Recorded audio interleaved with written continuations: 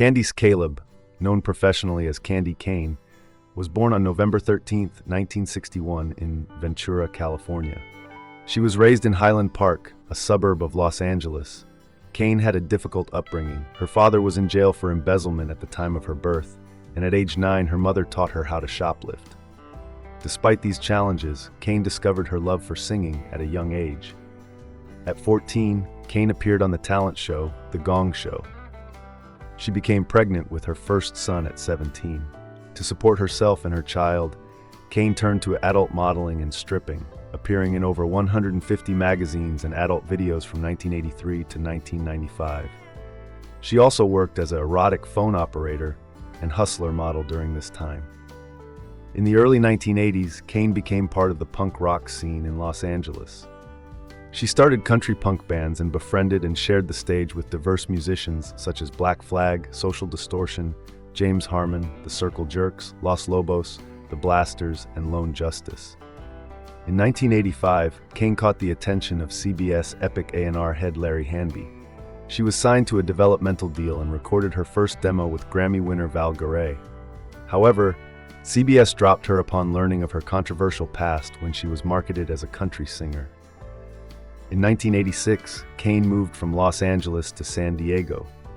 That year, she married bass player Thomas Yearsley of the rockabilly power trio The Paladins, with whom she had another son.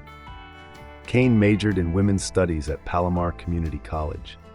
During this time, Cane continued to write songs and discovered the blues stylings of artists like Big Maybelle, Ruth Brown, Big Mama Thornton, Etta James, and Bessie Smith.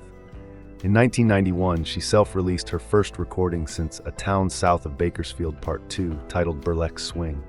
In 1992, Cane was signed by Clifford Antone to a record deal with Antone's Records. Her first CD, Home Cookin', was produced by Yearsley, Cesar Rosas of Los Lobos, and Dave Gonzalez. It was followed by Knockout. Cane then signed with Discovery Records, releasing Diva La Grande, produced by Dave Alvin and Derek O'Brien.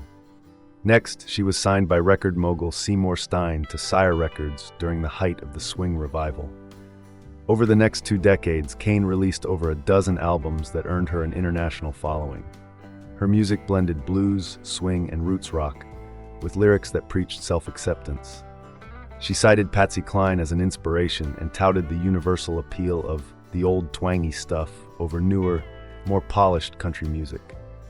Cane was known for her bawdy, risk performances that conveyed the message, it's okay to feel good about erotic and one's body, even if you're a big girl like me.